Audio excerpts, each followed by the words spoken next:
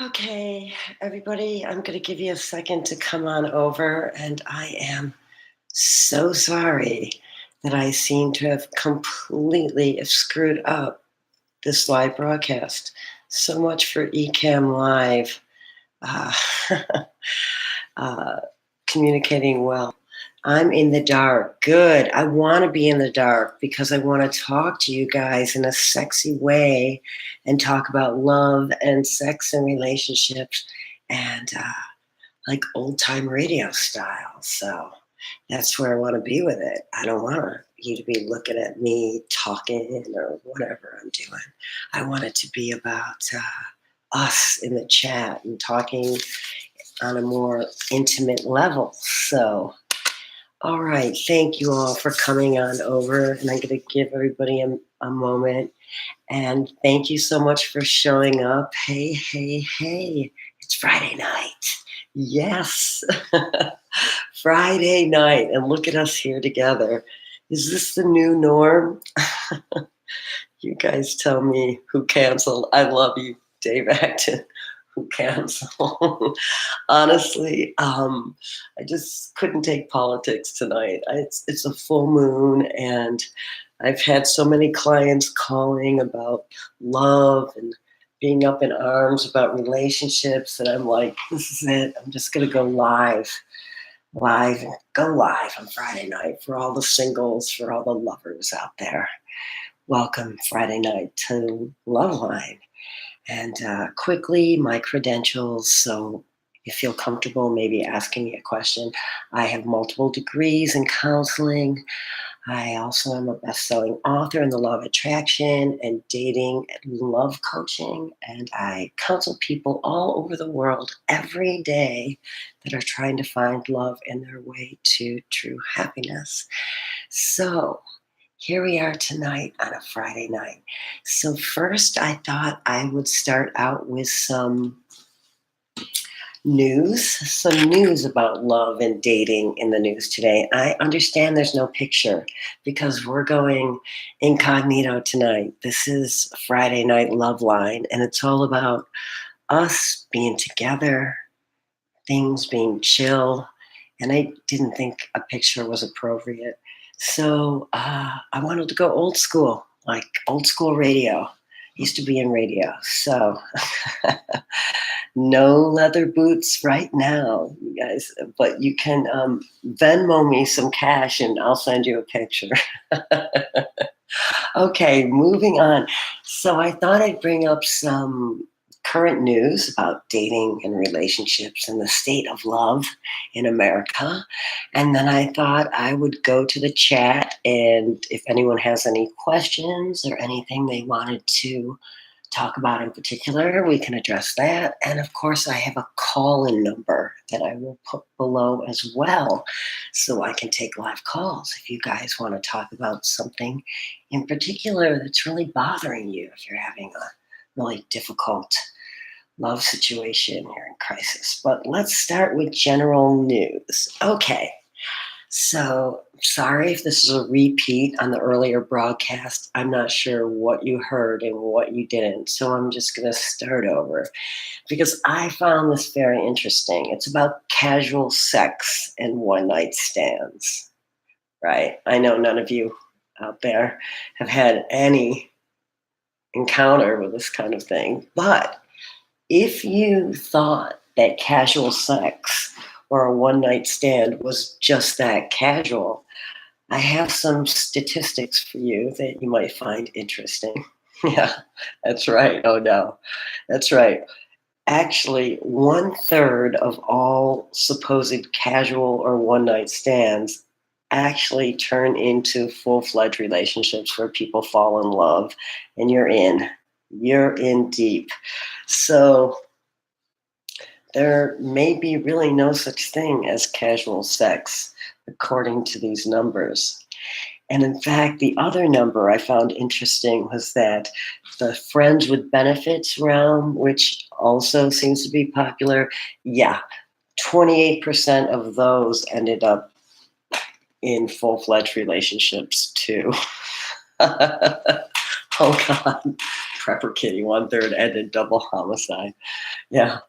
One of my favorite songs I heard recently is like, I don't know the name of it. It's like, but it starts out like, you make me come, you make me complete, you make me completely miserable. No, I hope that's not how it is, but yeah, it usually is like that until you find the right one, right? So, anyway, moving on to some other news in the love realm. According to the Wall Street Journal, a first date is also not just a first date.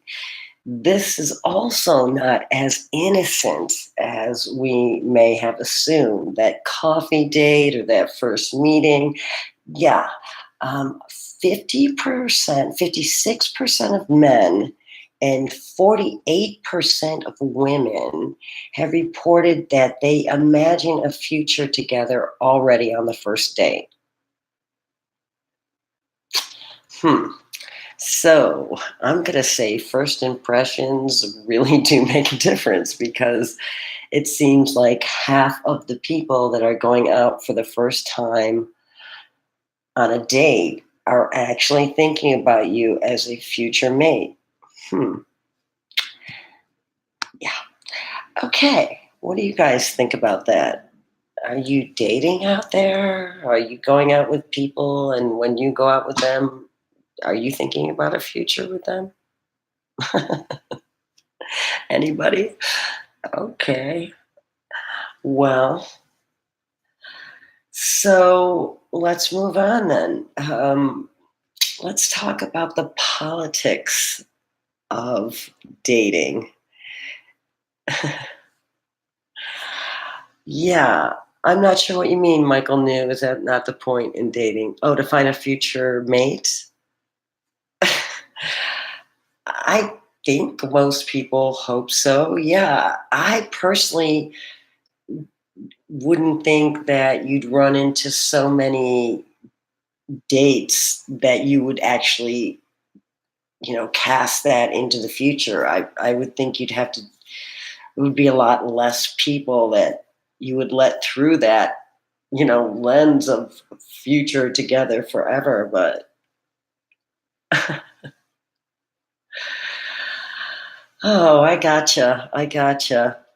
So let's move on to dating etiquette nowadays. Okay, can you guess out there what are the top three things that you should avoid talking about on a first date or when you begin dating? I'm going to give you guys a second to think about that. Can you tell me? What are your thoughts? Money. That's a good thought. That is uh, adult diapers. Oh my god.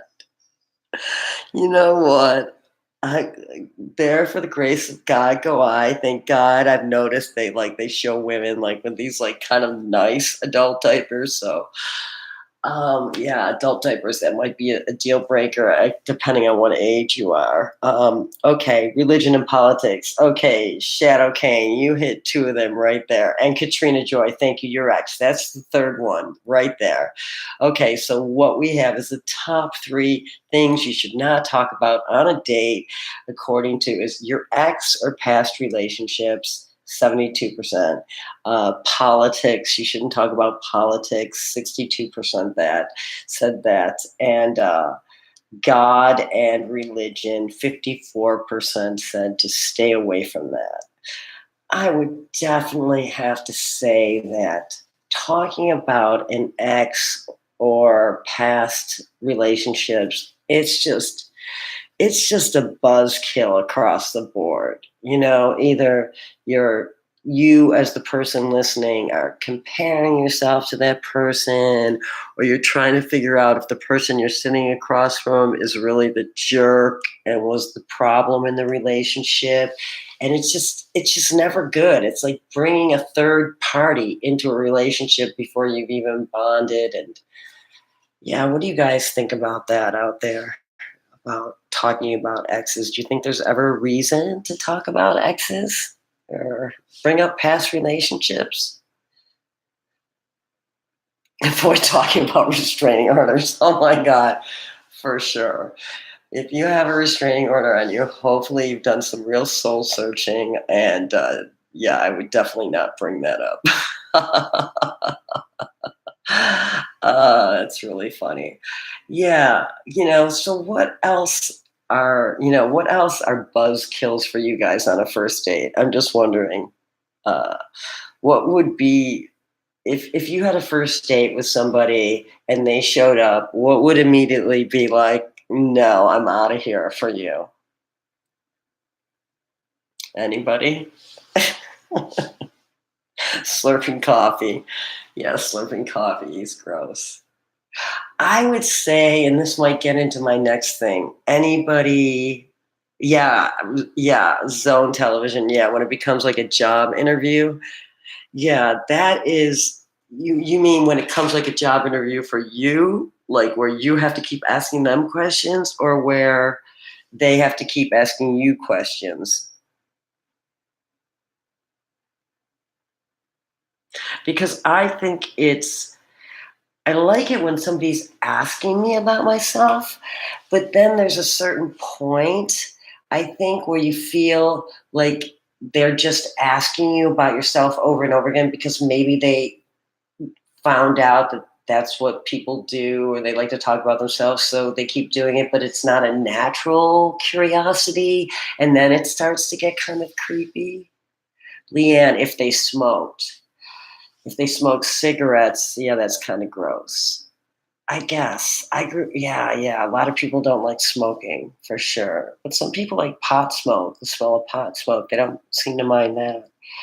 Um, Let me think. Oh, you don't like fluorescent pink, blue, green hair. Yeah, okay. Definitely. I wouldn't like that on a guy, but I've seen some girls kind of rock it, but it does definitely say rebel or something, you know. Yeah, Katrina J. Too many questions does kind of become judgy. And I've heard guys say, and maybe the guys out there, you can tell me about this, but I've heard guys say if women start asking too many questions, they feel like maybe they're trying to delve into their finances or find out like how much money they have and all of that. Which that's a really fine line because when it comes down to, and this is what I wrote my book on, the polarities. We have certain polarities pulling on us in our DNAs that are innate, so men are drawn toward youthful, attractive, sexy women and of all ages. You don't have to be young to be a youthful spirit and to be beautiful and attractive and sexy, for sure. I think we've seen that that's not the truth. Like it's again all across the ages are sexy, but when it comes to women, DNA says I need a protector and provider.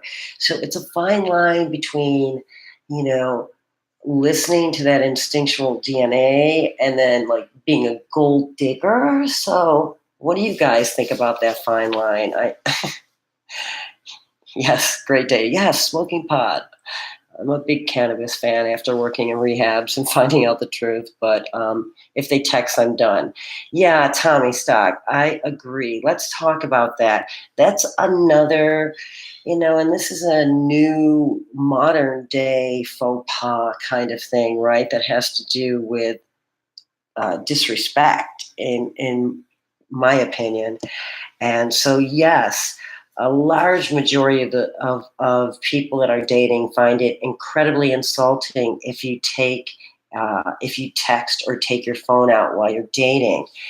And I did some studying into this because, of course, carrying our phones, having our phones around us for business, children, whatever needs, elderly parents, it's become something that we always have with us. We always have next to us, often right out next to us. And reclaiming that one-on-one time without technology, especially in a dating love relationship, is really important to put that sacred time aside. So I would say that if you are in a intimate situation on a date or in a relationship, especially a new relationship, that you should turn your phone off and put it away because that says, I am here to connect with you. I am taking you and your being in, and I'm not, deflecting all over the place. And I also think there's a certain amount of chaoticness that goes with like picking up the phone, texting, multitasking all over the place. It's not sexy for either party. And it comes off as disrespectful of the other person's time, and really, when you're the other person across from somebody texting or talking, even worse, at a table, which, I owned a restaurant and I would not let people talk inside my restaurant. I think it's rude. And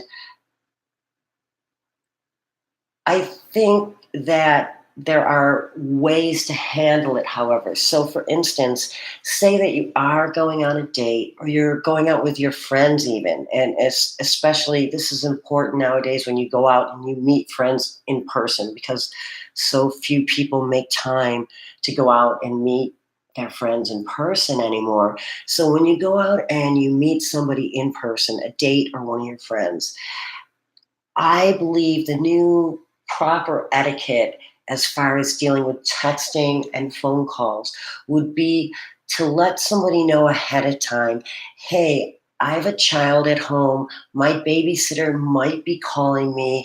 I have to keep my phone on. Hopefully, that won't be the case, but I just want to let you know ahead of time. Or, for instance, hey, I'm on call at work. My boss may be calling me within this time frame and I might have to step outside for 5 minutes. I'm so sorry, but I want to let you know now. That's why I have my phone out.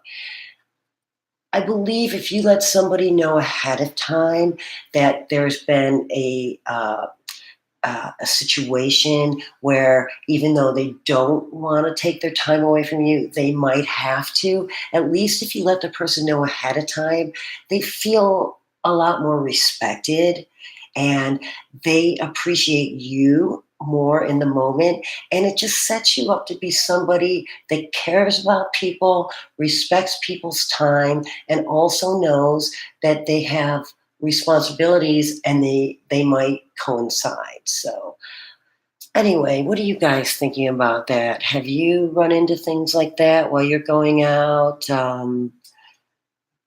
Any dating stories out there that with texting or even friends? I would say I had to tell a friend of mine, I'm like, we were out walking the bluffs and she was talking and talking. I said, you know what? I hardly ever see you. I made time to come out and meet you to hike. If you want to talk, I understand, but I'm just going to go home because I didn't come here to listen to you talk to other people. I came here to spend time with you. And I think that's more and more important nowadays that we reclaim that and then we put boundaries on that because intimacy is rare, right? Like, how many people, I mean, it's gotten to the point where people text even their best friends and their family instead of picking up the phone. And I'm not sure it's a really good thing. And it's definitely not good when it comes to a love relationship. So we can talk about this, but I definitely think, especially men, if you're pursuing a woman, call her. Call her, don't text her. I think that's a weaker way. I mean, initially, a couple texts would be okay just because you're not the number one priority in somebody's life. You don't know what's really going on or their time schedule. But I think a phone call says, I'm a confident person. I really want to connect with you on an intimate level. And I think a text is just a way of still putting up a buffer. And I get it, right? Buffers make us feel a little more comfortable. It's vulnerable to call somebody out of the blue, especially. It's vulnerable even to call one of your friends nowadays because you know what's going on, and everybody's like, "Why didn't you text me?" or something. But and you're right, Frank Bacon. Texting can be complicated and often misconstrued. Sadly, I don't know how many times especially with like people you're not close with or people that are insecure, like at ex-partners that I own the restaurant with, that like I would say a joke, but they would take it personally. And then that would just start this whole argument. And I'm like, I should have called them because people don't get the inflections often. And I mean, maybe an emoji will work, but I text pictures of my meals. I love pictures of food actually, but I don't know, some people might find that off-putting. But I do think, the success of all these mukbang kind of videos with a million views, watching people eat, is really just people sadly alone, eating alone. They'd rather watch somebody eat or eat with them, or I don't know. So let's move on so we went through the etiquette. Okay. So, okay, let's talk about sex. So they had a poll, and they found that 2/3 of single people wanted more sex. But let's talk about what that ideal amount is. And I'm wondering, where you guys fall on this, and feel free to share. But according to this data, the ideal for a man is 2 to 3 times a week. 36% of the men said 2 to 3 times a week was perfect. And interesting enough, 41% of the women said 2 to 3%. I mean, 2 to 3 days a week having sex was what they'd prefer. Now let's move on to every day. Every day, 15% of men said they'd like to have sex every day, and 12% of the women polled said they'd like to have sex every day. So where this middle group is, I don't know, because this doesn't add up to 100%, so I'm not really sure about this poll, but I'm kind of surprised about the numbers with the men. I would have think, personally, being a woman and knowing men and dating men, being married, I would say the everyday for men would be a lot higher. What do you guys think about that? I don't know about these numbers. It's 2 to 3 times seems to be 2 to 3 times a week seems to be the perfect amount of time. What do you guys think about that? I wonder if it's different in France. Like I've been watching a lot of things about the French people, and they don't, yeah, zone television, possibly depending on age, for sure. Oh no, Bill Gorman, please don't be sexless. Your body needs love and affection. So, having a special moment with someone while that someone is watching a TV or cell phone is probably a clue to an issue. Just wondering your opinion. Okay, yes, Shadow King, this would be not knowing the situation and just off the top. I would say there's two things going here. One, I think people are just overwhelmed with too many things nowadays.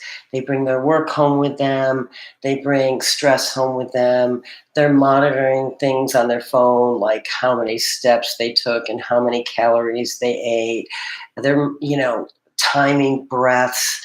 I think that we live in a very complicated world, and sometimes people have forgotten how to detach and connect one on one. So I wouldn't say that necessarily if someone in your life is doing that, that they don't care about you.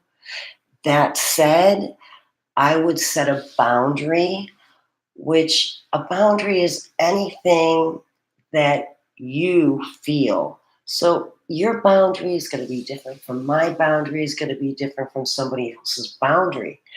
But the fact is, if somebody loves you or cares about you, then they care about your boundary. Even if your boundary is, I'm afraid of M&Ms, don't ever bring M&Ms around me.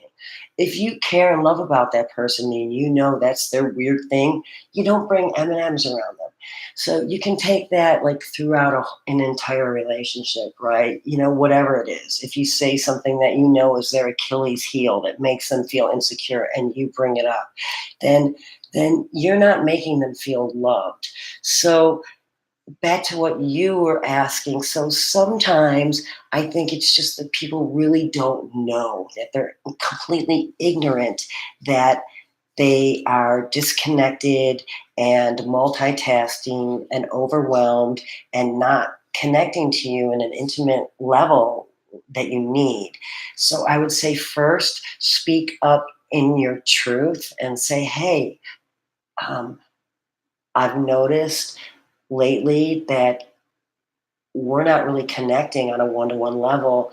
I want some one-on-one time with you where you put your phone away and then find a way for the two of you to agree on what that might look like. For instance, okay, can we agree by 8 o'clock your phone's away and it's just you and me time if I put the kids to bed or whatnot. And that's it from 8 to 11. It's just you and I, no phones. And, maybe you want to include TV or YouTube in that, whatever you want to do as far as to enact a contract that the two of you can feel good about. That's what I would say. I wouldn't take it necessarily as an insult, but I would address it. And then if they continue to do it, I would just say, okay, habits are hard to break. So you would remind them again and remind them again. And then at that point, if you still are feeling that you cannot get the one-on-one intimacy you need, then I would say there is a lack of respect or desire in the relationship that you need to address. Not that you need to walk away from necessarily, but that you need to address. So, yeah. Yes, sugar sign, shine. Sorry, I got a little nose thing. Answering the phone during sex is definitely a no, unless you, yeah, yes, you got it. Um, Yeah, it's right. It does have to be mutual. But I think that's just kind of conversations that we have to have nowadays. We didn't used to have those conversations because, whatever, we didn't have that many TV stations. We didn't have the internet, or even cell phones if you're, my age.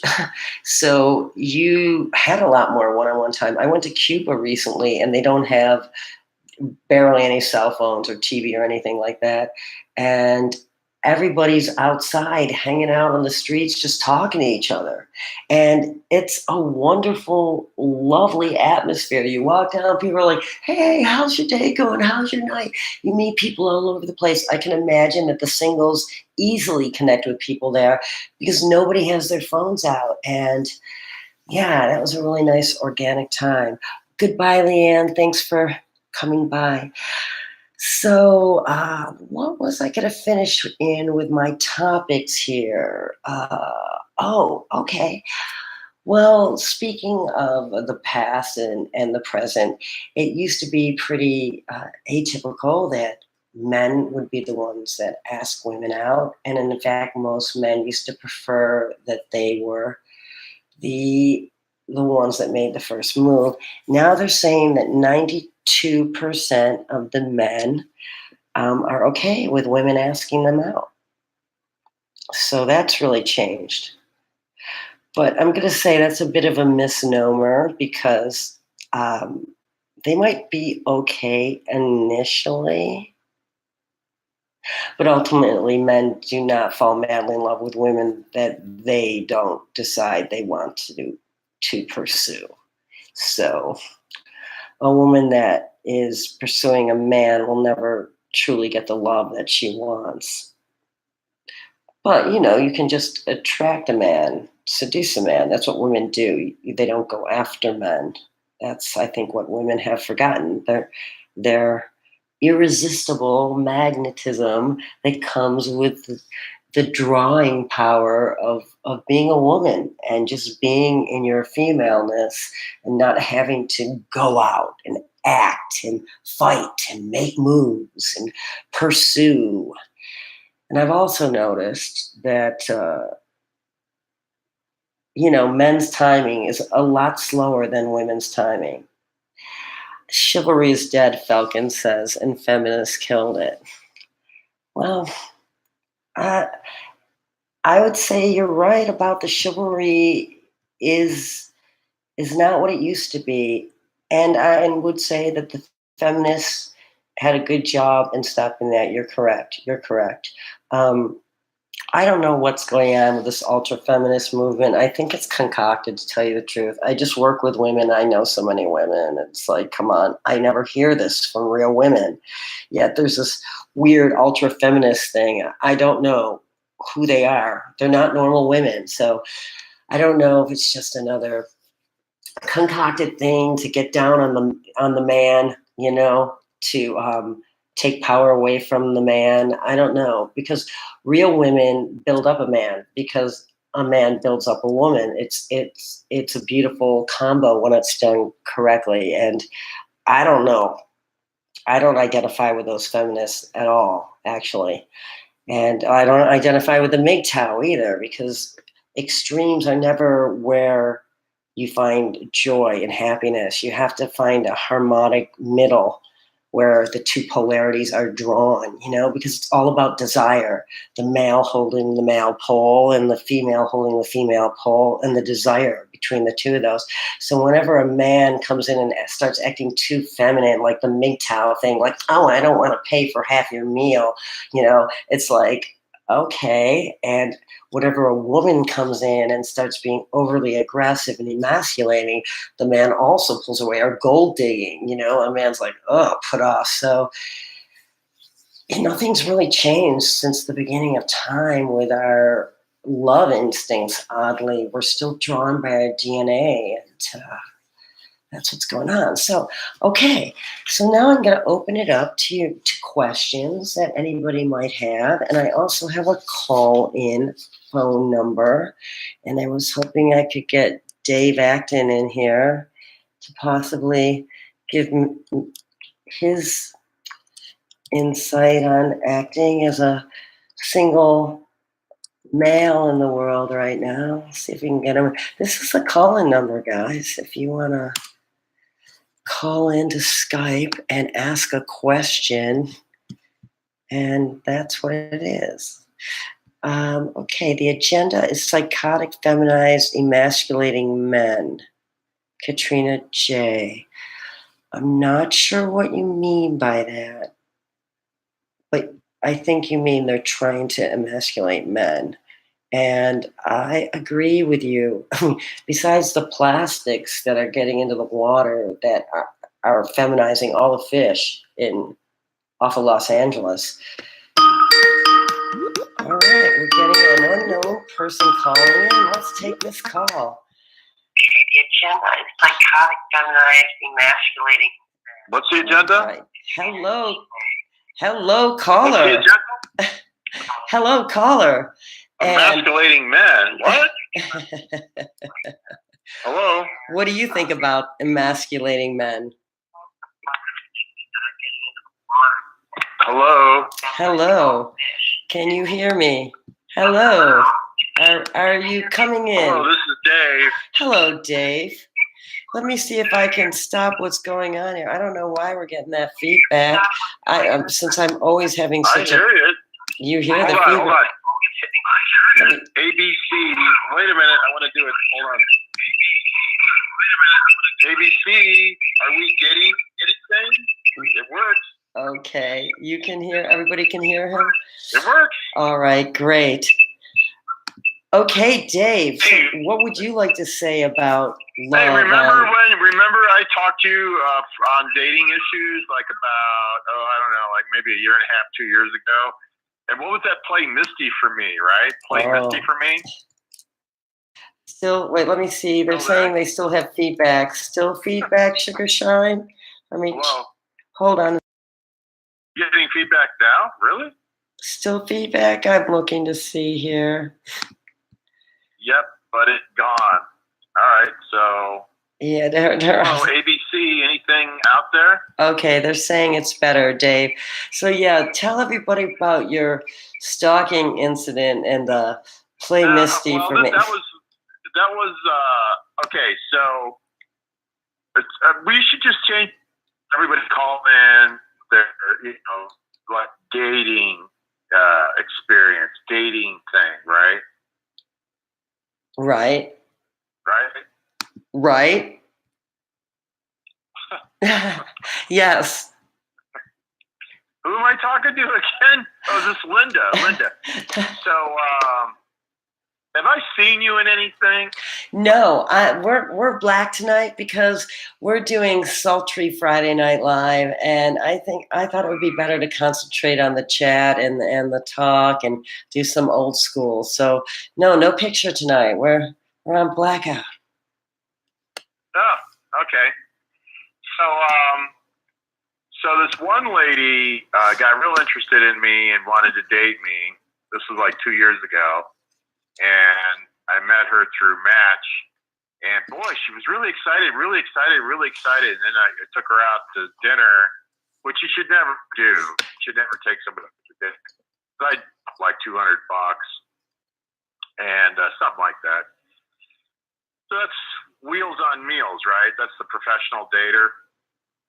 You know the type.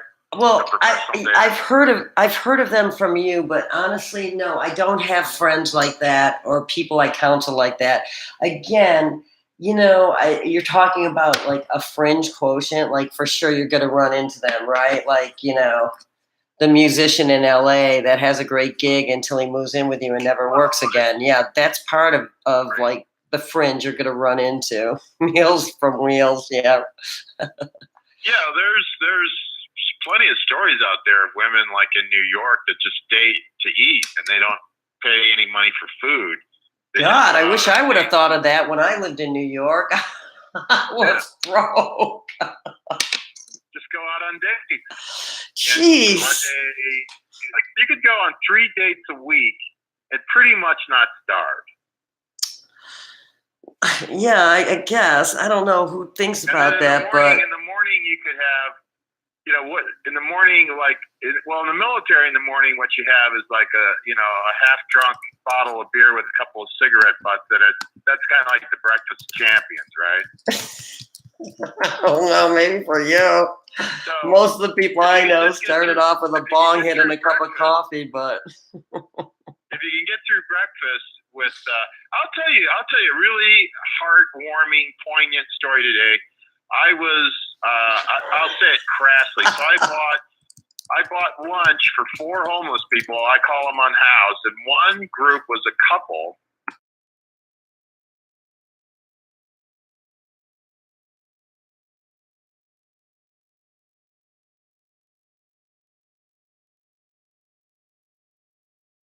And they were together in a strange town in the parking lot of a gas station. So I think there's an old saying: I would rather be with somebody in the parking lot of McDonald's that I love than to be in a fine palace with somebody that I'm not in love with. So I think that's the bottom line. That's the moral of the story. That's the moral of the story. They were together. They were together, and they were at the parking lot with fish and Sugar Shine. Said it sounds like a country song. Young love, right there. Perfect example. Oh, sounds like a country song. Other than that, I think the old time.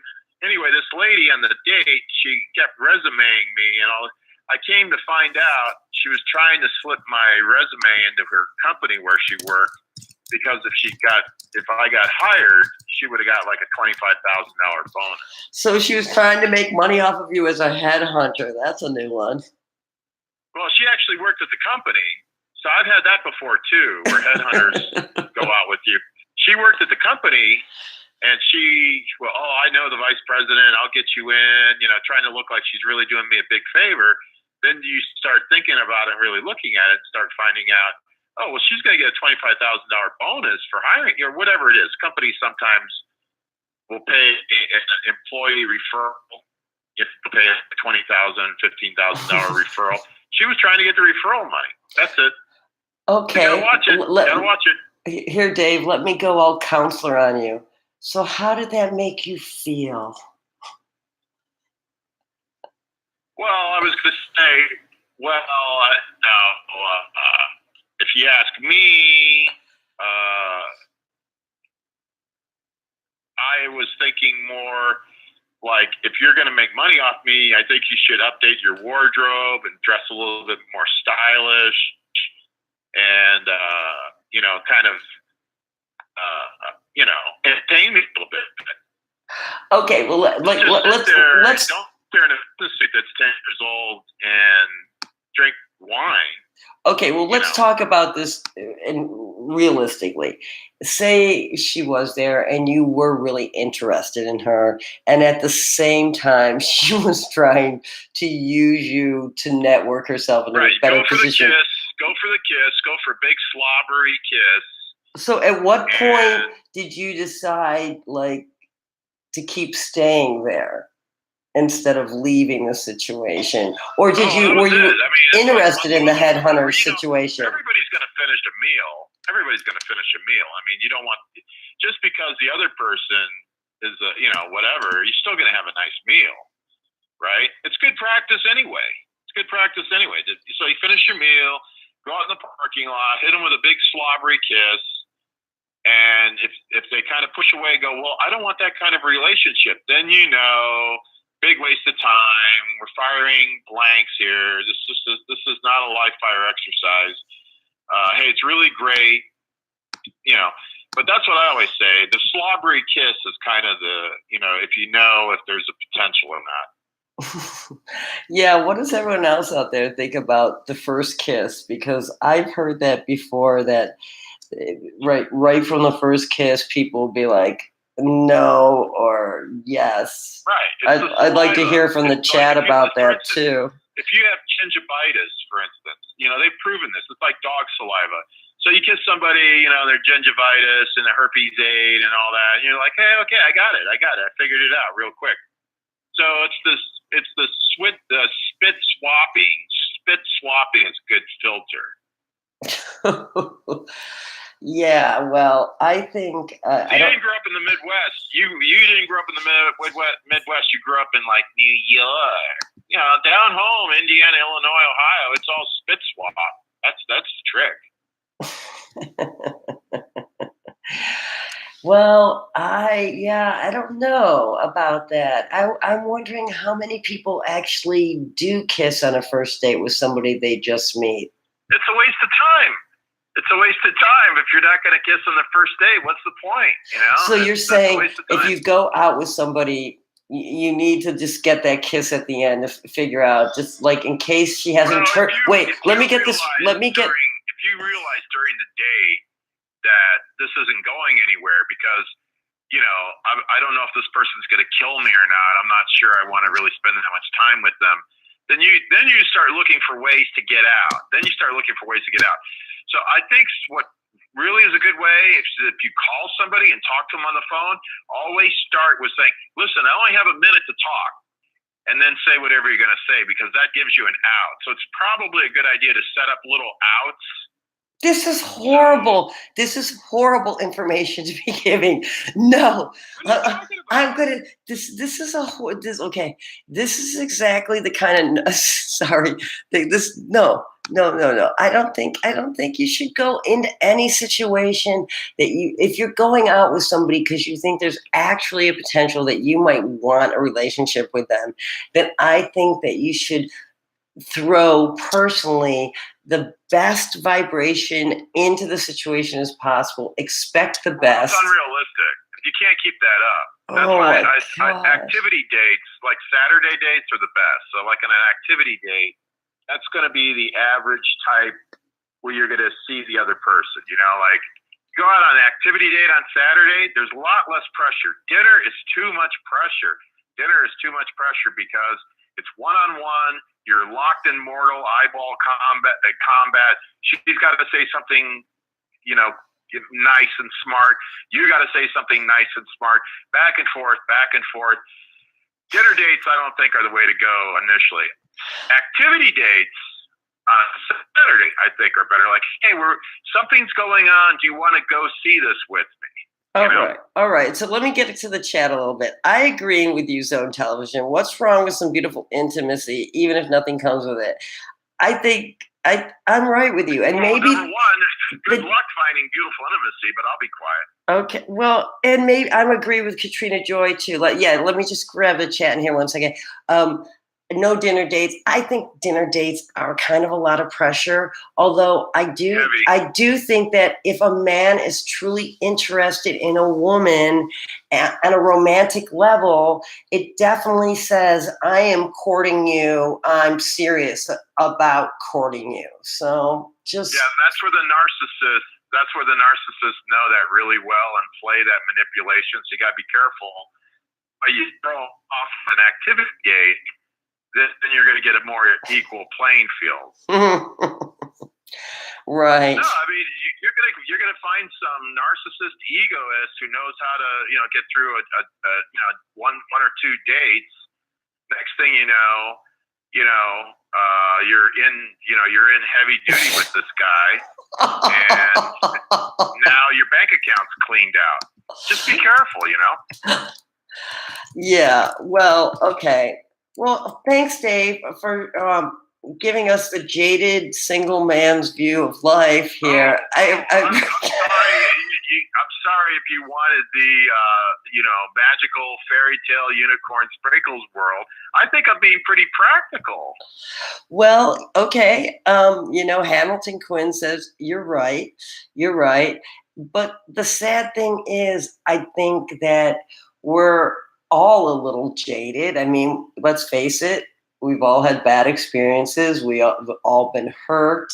And it's hard to get out there and risk yourself again. And so, how are you guys dealing with that? Let's see. Mutually enjoy the time you spend with someone, and you will both gravitate back to one another, but not only give it a chance, but an opportunity happen. I like that. Today's world in a way. I worked with a guy, and he just had a phenomenal relationship with his wife. And I said, why do you like her so much?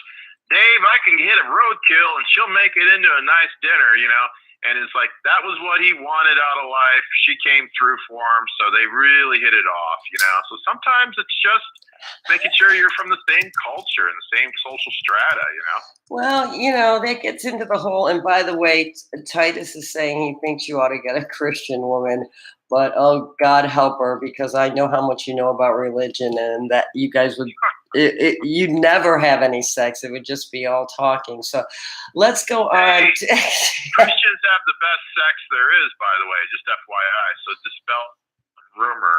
Yeah. Oh wait, I was trying to look at something, but it's unemotional dinner.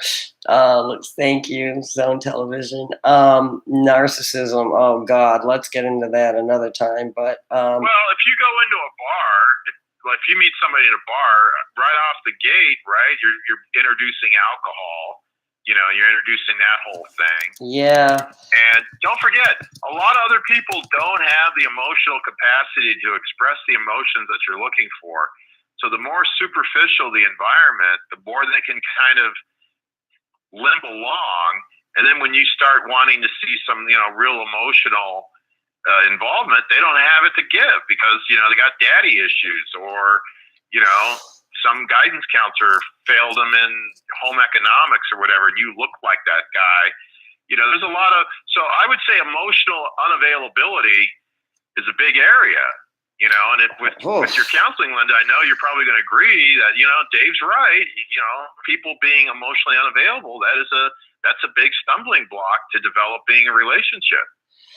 Well, okay, definitely. Let me just for a second address this, because let me just address this 1 second, because you're so right about that, Dave.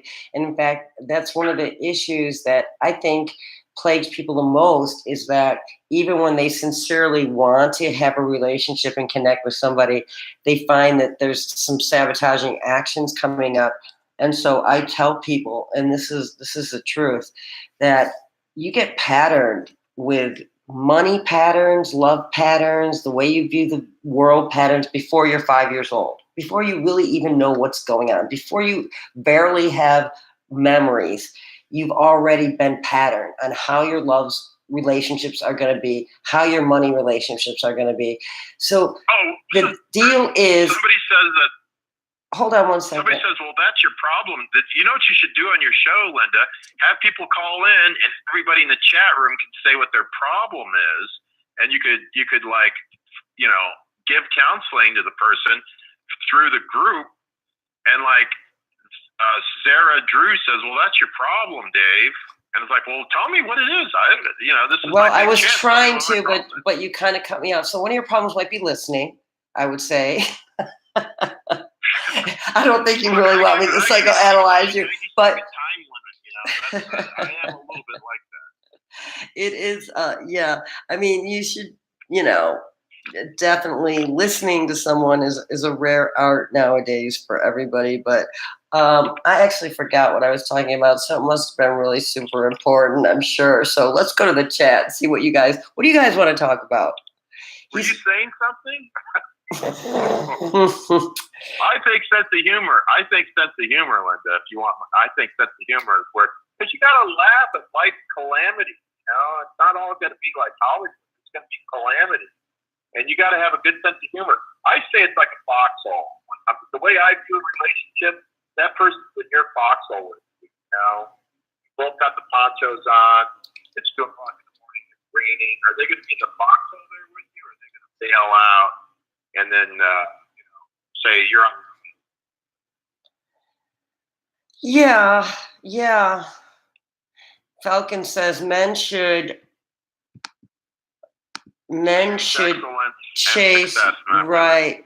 Well, that is actually on a DNA level, that is actually true, because women, as much as they, why don't they fall in love with the best friend or their best friend guy? Because their DNA is saying, I need somebody to provide and protect, even in this world where women are working. So that's why even successful women, I mean, yeah, you see successful women with, men that don't have money. But I would say that it's very important. And, even if it's not about the money, say the woman has the money, I would say as long as the man is extremely passionate about whatever he is doing, whether, say, he doesn't need to work and it's a charity or he's a musician or something, if the woman has all the money and she doesn't need help from the man, that's a possibility. But I think you still have to have respect. Yeah, well, they got that. They got that in the 90s when they had the war on men. So that's how women got all that. I don't know what you think women got. I don't hear any women. Well, they passed all these laws. Everybody was against the deadbeat dads in the 90s. And they passed all the laws so that, if you broke a fingernail at work and a guy laughed, the guy was going to get thrown out and fired for harassment. And so they made a lot of equal opportunity laws and all that. So, like today, the career, women marry the company now. They marry the corporation, and then the man is the ultimate pet. It's an accessory. It's somebody to kind of add on to what they've got. No, David, no. I'm going to fully disagree with this. This is not true.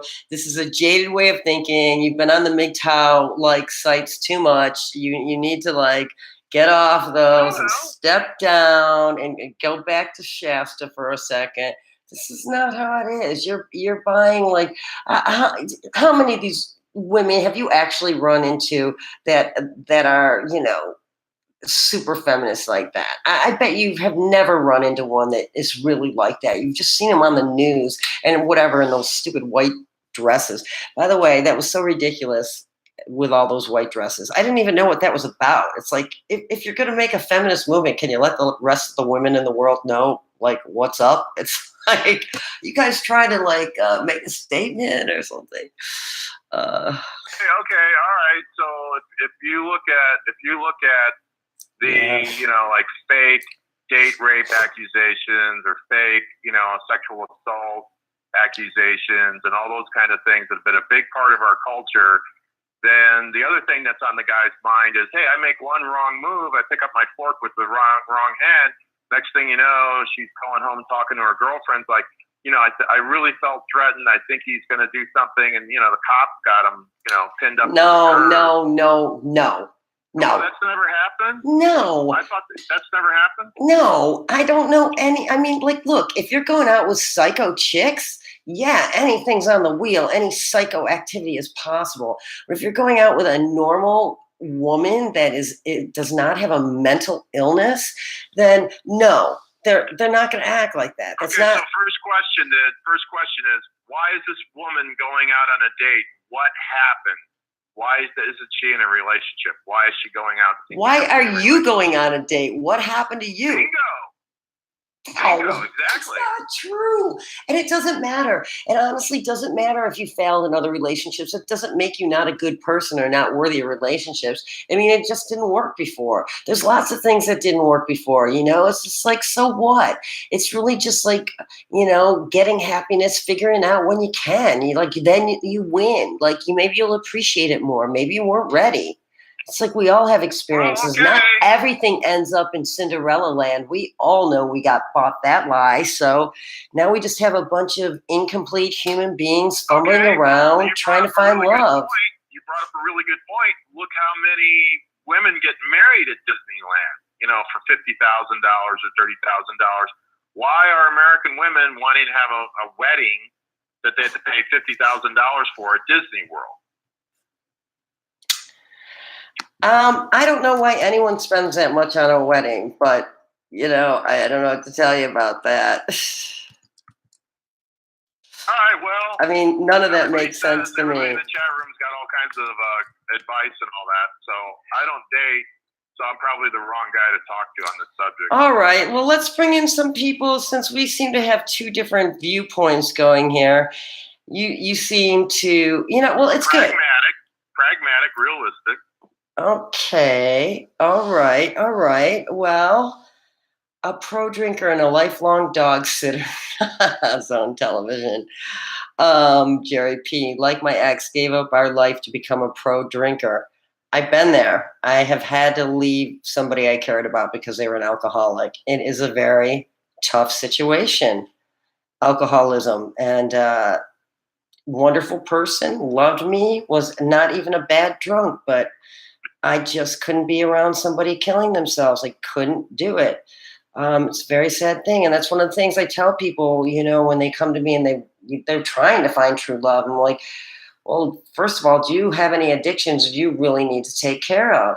And not to go back to you, Dave, or say this applies to you, but to quickly reference back and circle back to the 5-year-old patterning thing, because this is really so important.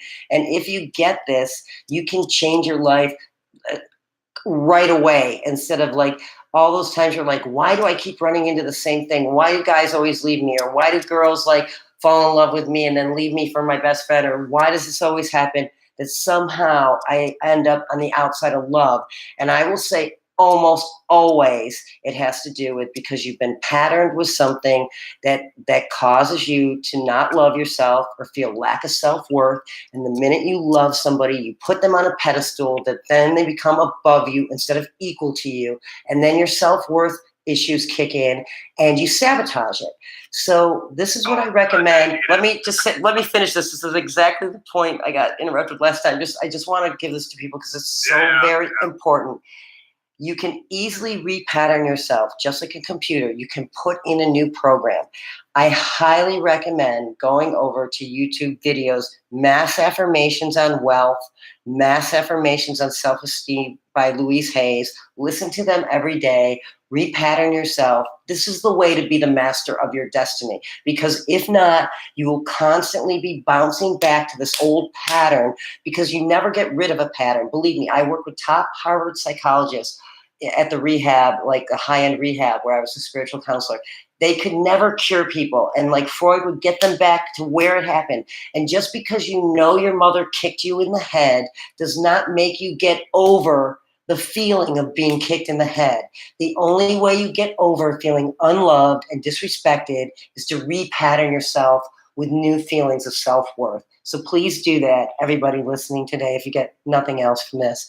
Okay, Dave, sorry, go ahead, and I'm done with that, but it's very important.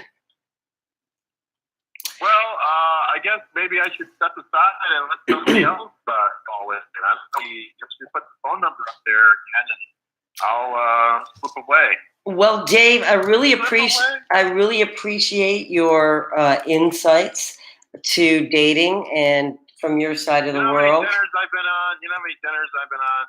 How many dinners have you been on? Tons. Tons. Of dinners. I know the dinners. And dinners are a habit.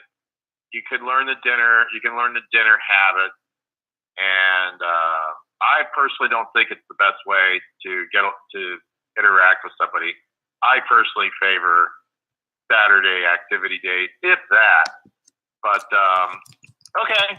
No, I agree with you there, Dave. I think Saturday activity dates that's a great icebreaker. I think, in fact, they did a study and found that whenever people are facing each other like you would normally do across from coffee or in a restaurant, that it actually kind of like hits back to instinctual animal thing where it's aggressive kind of when you're looking like face on. So if you actually take a hike or go for a walk or something where you're walking next to each other, it's actually easier to talk and a better way to get to know each other and open up. Dave's right again? Oh, okay. Dave, were right. You were right. Okay. Well, Good Dave, time. thanks so much for calling in and giving us your input. And there Dave goes. And thank you, guys. So anyway, I'll put the phone number up one more time and see if anybody wants to call in. If not, we'll probably get going here tonight. But it is still Friday night, so if anyone has something they'd like to say or a problem they want to talk about and get some input from myself in the wonderful, wise chat here, you can give me a call, or if somebody has something in the chat you want to discuss. Anybody? Titus, you want to tell us about your next live session? If you're still here, when you're going to be going live. I caught you live in your car the other day smoking. That was a fun time, if anyone was in that chat. Okay, everybody. Well, thank you so much for joining me tonight on our first official Love Line Live. And I really loved this when I was younger and used to listen to it at night. And I always thought it was such an important subject. People love finding true love. And so thank you for joining me. And, we are getting a call. So let's take this call. Hello, caller. Who are we talking to? This is Zone Television. Hi, Zone Television. Nice to hear your voice after all these years of seeing your name around.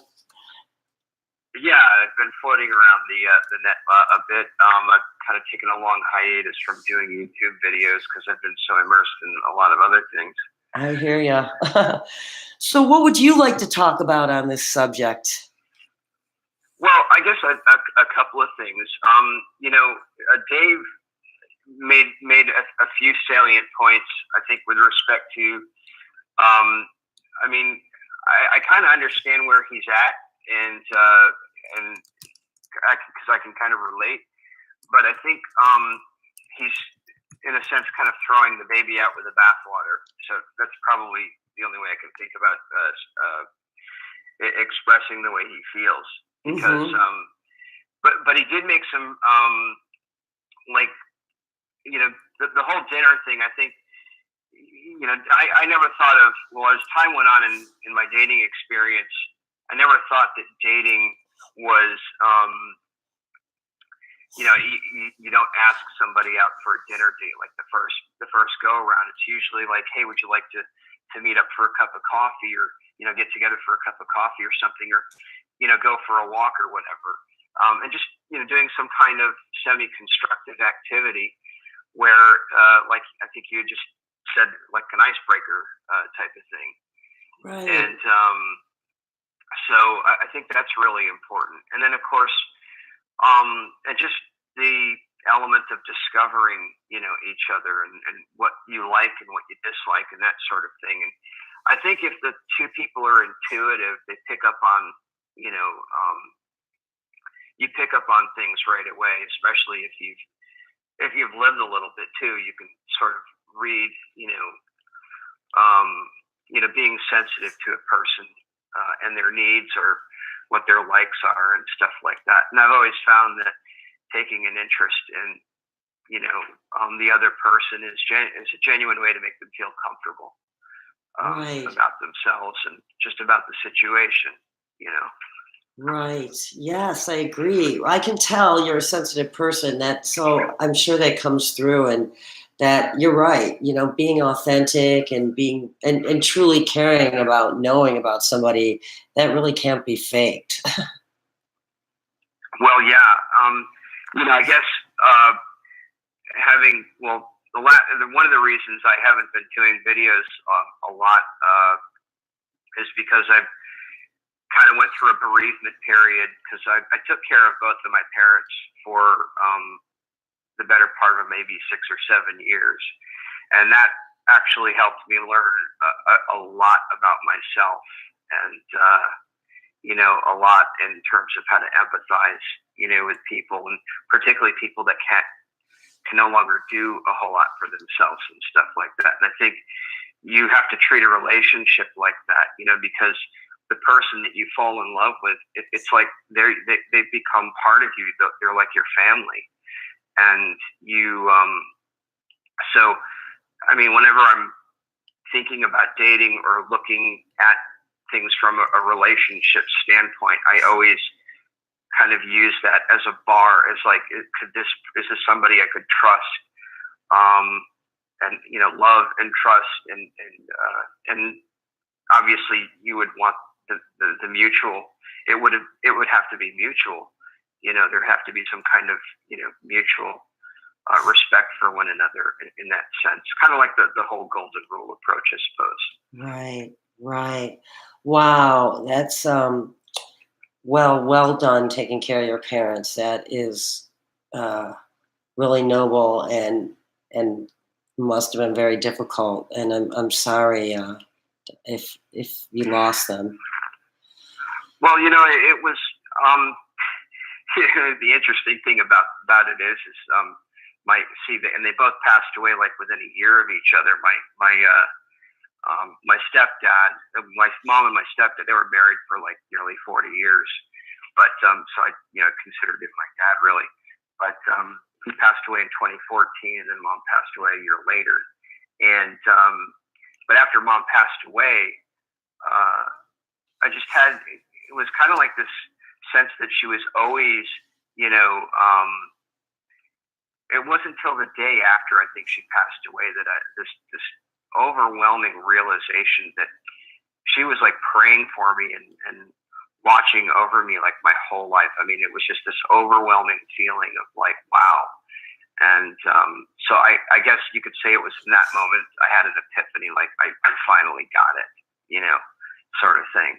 Wow. And I think that this is, everybody wants to be loved. And I think that that's what's the core of all of the, I believe that's truly what's at the core of a lot of the discordant situations and the inharmonious situations that we see, kind of playing out in politics and in our communities and so forth and so on. I think at the base, at the very core of it, is this just deep desire to want to feel loved and appreciated and to be seen for who we really are. And I think, isn't that the desire of everybody? Everybody wants to be seen in their true light. They want to be understood. They want to be appreciated. They want to be known. And I can say, I think, I honestly was in a relationship like that where somebody, they accepted me for who I was.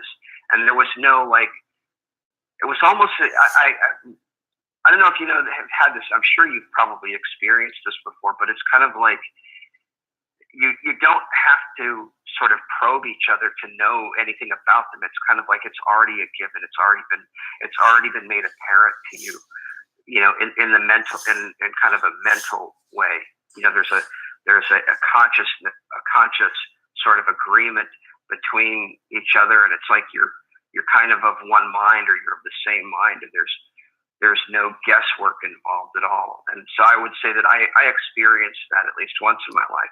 And so any relationship, thereafter, it's kind of like that's been the bar, if you will. It's like that's how it's supposed to be. That's what it should be like. Right. Wow. Well, you certainly seem to have it together, and any girl would be lucky to have you. You seem like you really have your heart in the right place. So I really hope you find a wonderful person that's as wonderful as you are. Yeah, well, I've always enjoyed watching your videos. I've seen you. I remember, I think you did a video where you were in Dubai, and it was something that you had wanted to do for a very long time. And I remember seeing you do a video about that. And then I also remember, I think you were on Alex Jones, albeit briefly, I think, right, with InfoWars. For a very short period. Yeah.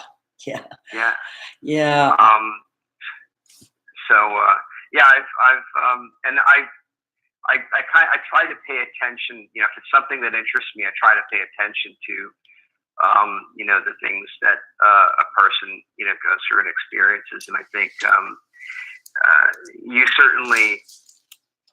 you're the kind of woman who, like, when she walks into a room, it's like people notice you right away. You kind of give off that vibe, and that's also very special and very unique. So. Well, thank you. If it wasn't black, you'd see me blushing right now. Thank you. That means a lot, though. Really, truly. Thank you. It's finally great to actually get to talk to you. And I just hope, I don't think guys should be discouraged. I mean, I've dated intermittently over the past couple of years, and it's really easy to get discouraged. But I think the primary thing, and this is something that you've talked about at length, and I've heard you talk about at length, was that just paying attention to your own needs and what's most important to you, and focus on, recognizing, your own quirks, and you're recognizing your own faults, and working on yourself and that sort of thing. And I thought, so, I mean, there's a lot I've taken from a lot of the things that you've said over the years, and a lot of your videos and stuff, and that I agree with, that I agree a great deal with, actually. And so, Thank yeah. you. I know we've been talking on YouTube for so many years, and it's so nice to talk to you and hear your wonderful voice and get to hear more about who you are. I mean, it's so interesting because you see messages, or you see nice comments or interesting comments, but then I hear you and talk to you, and it's just like you're this really special person, and I really appreciate you watching and calling in and just getting to know you. Thank you. You're amazing. And yeah, I loved everything you had to say. Huh? I loved everything you had to say about relationships and love too, and that dedication. Well, I mean, but isn't that the point? It's like, if you're going to be intimate with somebody, for Pete's sakes, it's like, for me anyway, I want to be able to see, like, to really make a deep connection, to see them, and passion is so important, because if you don't have that, I mean, it's just like, you're just, it's just like, it just becomes a routine thing, and there's like nothing back of it, it's like, passion is so important. Passion is so, I think, is so key. I mean, having that deep connection just makes it's quality over quantity. That's what I'm all about. I think you're so right, and I think that like passion, like that's next week. I think that's our subject for the whole night, because passion, keeping passion alive, bringing passion in, like instead of just waiting for passion, can you actually do something to like fire up the passion? And that's a whole huge subject. But you're right. Without the passion, why bother? It's same with manifesting. I always tell people, like, unless you really want it, like even if you walked in the store and had the money, if you don't really want it, you're not going to buy it. So like, why would you manifest it? It's like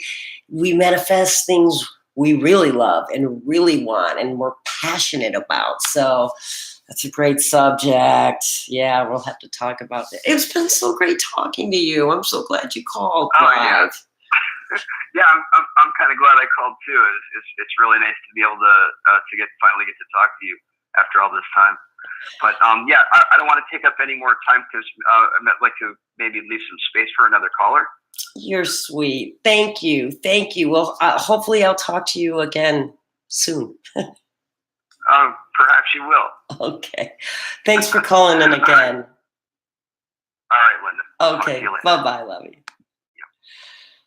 Hey guys, oh, that was so nice. Gosh, that was lovely for me. And he had some really great things to say, I thought.